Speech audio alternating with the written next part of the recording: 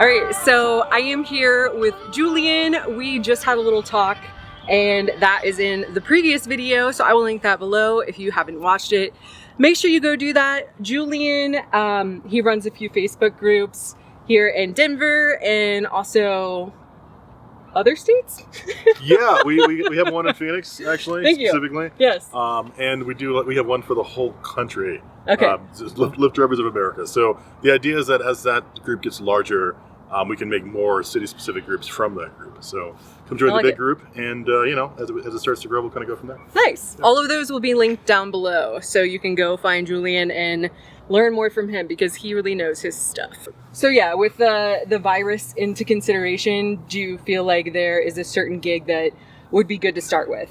I think right now, if driving is giving you a hard time, like if you're having a hard time with your current strategies that typically work, and right now you're struggling quite a bit, which I think is pretty natural. It's a pretty natural curve, really. It's not just you. Everybody is having a hard time right now. Yeah, the whole industry right now it's the worst thing to be doing at the moment, because everyone's afraid of each other. And for good reason. So I would say if you had the transition, then food delivery, grocery delivery is a good place to be, especially as cities go on lockdown, except for food delivery. I mean, honestly, at the moment that Grubhub, the CEOs of Grubhub, Postmates, and DoorDash, when they heard that news, I'm sure they were celebrating in a very macabre sort of way, because that's just kind of where that energy is going to go. Right. So if you're already doing that, you're already signed up, transition, or at least work on that transition.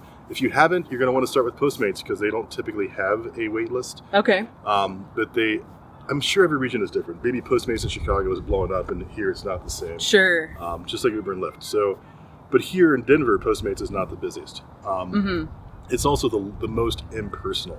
I was going to say the least personal, but that doesn't quite get the point home. It's the most impersonal. Like if you, when you're doing Postmates, you're pretty much on your own, which can be nice sometimes too. But in this case, it's a boon because you can kind of get started, get going without having to go to an orientation and sit through stuff. And even before you get your card and your bag in the mail, you can still deliver you can still do deliveries, even though having a hot bag is advised to make this gig work. If you can you can also get into Instacart in most places. I'm sure they might also close, signups at times, but in Denver they have not. Instacart's the same way. They get your car to you pretty quickly, so you can't do it right away, but a couple of days, Yeah, I signed up 2 days ago, I believe, and I think it said it was going to take 5 to 7 days, but I received an email that said I should have my card tomorrow. Yeah. So, 3 days? So if that's correct, I'll have my card in 3 days. It was about that for me. Which sounds pretty good. 2 or 3 days. And I thought, I got an email that said your card is here, and I'm like, no way. Yeah. It was sitting in the mail. So. No, that's awesome. It's true. I like that. So, and once you have the card, you can pretty much start right away. You don't have to, there are extra things to do, like a food safety thing and like an alcohol delivery thing, but you can start before that. And then if you can get into it, Grubhub and DoorDash, because I don't always feel like there's a need to control supply and demand. I think it's best just to kind of let those go until you have a situation where you have to control it. Right. But they do control it. So the good part of that is that when you do sign up for that, there's always orders coming in. There's always something happening. Yeah. And also Grubhub, I would say, is better organized. Their support is better. With Postmates, there's really no support. So people really should just, even though there's that waiting list, you should probably just go ahead and sign up for it. And hop on now. Absolutely. Yeah, why not? Because you want to get started. Because the moment it opens up to you, and like I said, it might, because they're going to need more drivers, right? Yeah. So the moment it opens up, you can just jump on that. Grubhub will have you probably come in and do a quick orientation, grab a couple of bags, get your card activated, and so does DoorDash too. So, but I would, again, if you can get in on those, go for it. Because in our region, Grubhub and DoorDash are way busier. I haven't tried Caviar or Shipt. But right now... Do we have Caviar here? I haven't tried it. I haven't tried to sign up yet. Okay. So maybe we do, maybe we don't. Yeah. Gotcha. But, like, personally, how do you feel about being out and about right now? Are you nervous about it? Or do you think... do you feel like you should be confined to your home at the moment? Or... well, I kind of can't be, Yeah, I'm the same. And it's not just... It's not gig economy, gig workers, gig economy people in general. It's people that... Anyone that's self-employed right now is dealing with it. Like, I've got a massage therapist that I go to who just called me to cancel our appointment next week. Right. Because she's self-employed and it sucks. She's got no backup unless she's created a backup. You know what I mean? She's got no one to pay her days off or her health insurance. Right. Unless she's covered that. And so that's kind of part of the darker side of being self-employed, and it always has been. Yeah. It's the same thing for us. We were basically self-employed. Right. We work through apps, you know. And yeah, no, I would say I kind of can't because I did not save up that nest egg. So, no, I mean, I'm right there, and I feel like, I mean, that's going to be the story for most people that do what we do, that were driving before, even if you were already on the gigs. I mean, you're not alone. This is, you know, I don't have money in the bank account. I had a passenger ask me the other day if I was scared of getting sick as I was driving. Right. And, you know, like, yeah, honestly, yes, I am. I am nervous to get sick, and it's not so much that I'm worried what's going to happen to me. I don't want to pass it along to anyone else. Yeah, of course. And then, you know, if I get sick, I can't work. I mean, not in good conscience. I can't go out and work. Even before this, we don't have the kind of gig where you can be sick and work. Like, if you work an office job, you can probably go in with the sniffles and cough and just do your job or whatever. Or be on, like, some sort of, like, you know, day cold flu medicine or whatever. But you can't do that with this gig. If you're sick, you're home. And that's kind of how it's always been. And I think if you were to try and go out and do this, if you were sick, you're probably going to get shut down pretty fast. Immediately, because everyone's going to report you. I had a guy open the door at a food delivery, you know, gig. I was dropping off some Grubhub or whatever. He opened the door right as I swallowed wrong, and so I was kind of coughing briefly as he opened the door. Unfortunate, you know. And when he opened the door, he looked at me terrified, and I'm like, "Don't worry, it's not that kind of cough. I just swallowed wrong." Why would you open the door? But yeah, no. At this point, everyone who rubs their nose in a sniffle, every sneeze, every cough, everyone is suspect. scared. Everybody's scared. But I'm not typically. Am I worried? I drop off to people. So a week ago, I noticed that I would have one or two sick people. It happened in the middle of the night, actually. Like, all of a sudden, you know, at midnight or whatever, everyone I dropped off to was sick. You know, like reaching across to get the bag and clearly not feeling well. Ooh, I don't like that. And I'm sort of like, and I carry hand sanitizer with me. It's actually right here. Look at that. Gold right now, guys. Yeah, gold. Right? And it's closed, right? I carry hand sanitizer. It would be tragic. Don't spell it. What have I done?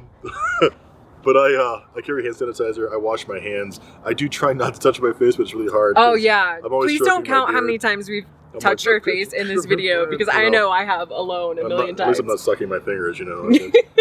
That's just, but I play with my beard way too much. But I try to stay safe. I watch what I touch a lot when I'm delivering, countertops, doors. I use my pinky a lot to open doors, or my elbows and that kind of thing. And I'll even like kick doors, honestly, just because I'm not touching anything I don't have to. So I touch whatever. I don't touch what I don't have to touch. I get in my car, I sanitize my hands and my steering wheel, and then occasionally my phone. Yep.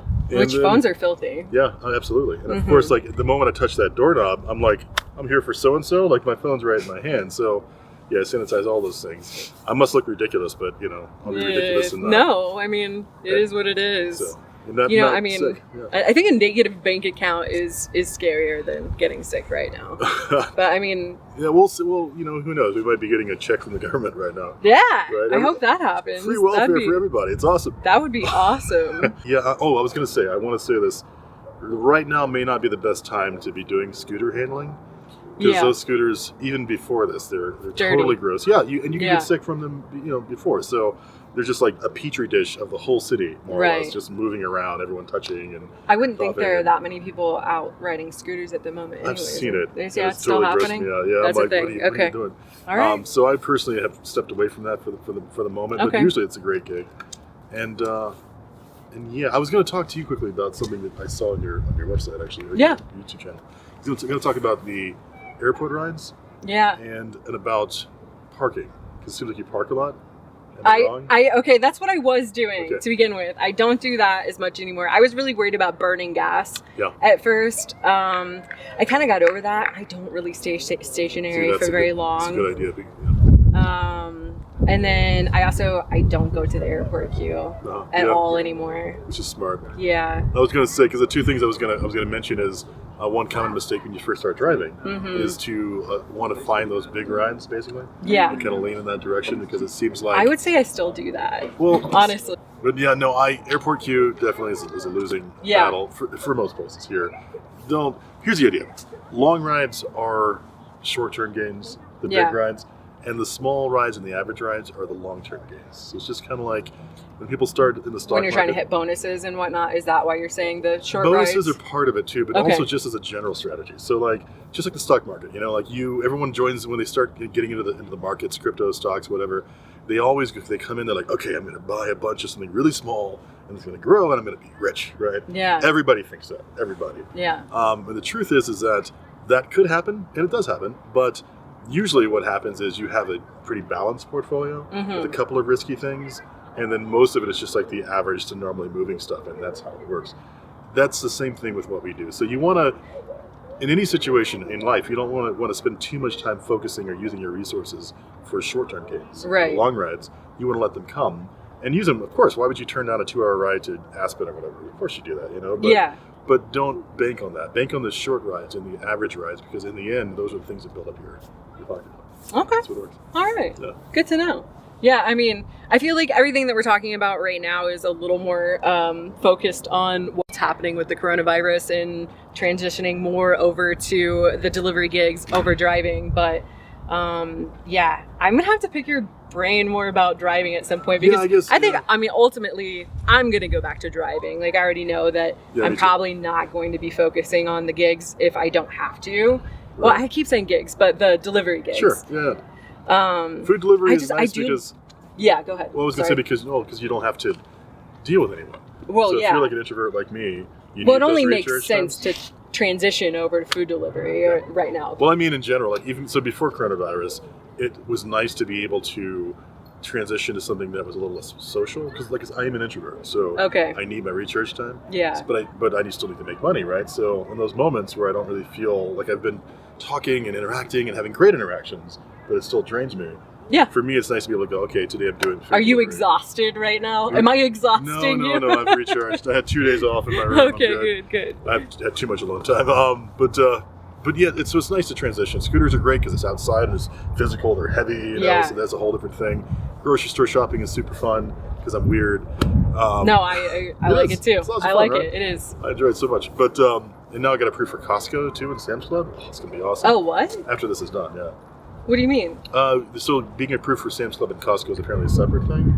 For Instacart. Really? Yeah. Oh. I just got that email today. So interesting. I feel like those stores would be hard to shop though. Like maybe it would take longer because they're huge. Because they're huge and you need to load the stuff up and you need a special membership card, Ooh. So, but it probably, I don't know. I guess pays more.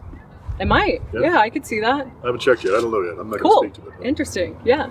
Make sure you follow him so you can figure out what's going on and maybe he'll update you. I've got a music channel at this point for the band. I don't currently have a channel for driving and gig work, but I might do that. You might have inspired me. Oh, YouTube? Yeah.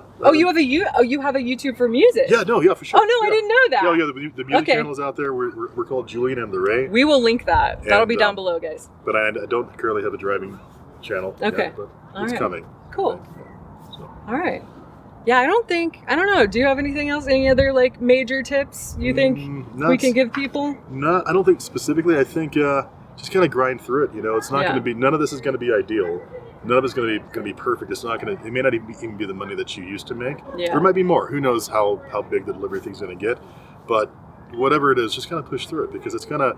At some point, it's either going to end or it's going to go back to something that's more normal. Or for us, or we're all going to be in the same boat. Yeah. I mean, just push through it. Do what you can. Don't focus on what's perfect and what's not perfect, and just make what you can for now and keep it rolling and be safe, because this stuff is out there. Solid advice. Yeah. Thanks. Cool. Thanks a lot. Thanks for having me. Yeah. All right, guys. Well, I appreciate you watching. Like I said a million times already, I'm linking everything of Julian's down below so you can go find him everywhere that he is on the internet, probably. That's what we're going to do. Oh, that's a lot of links.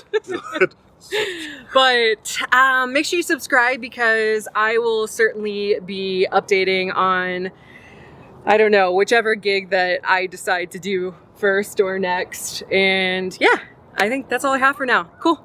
See you later.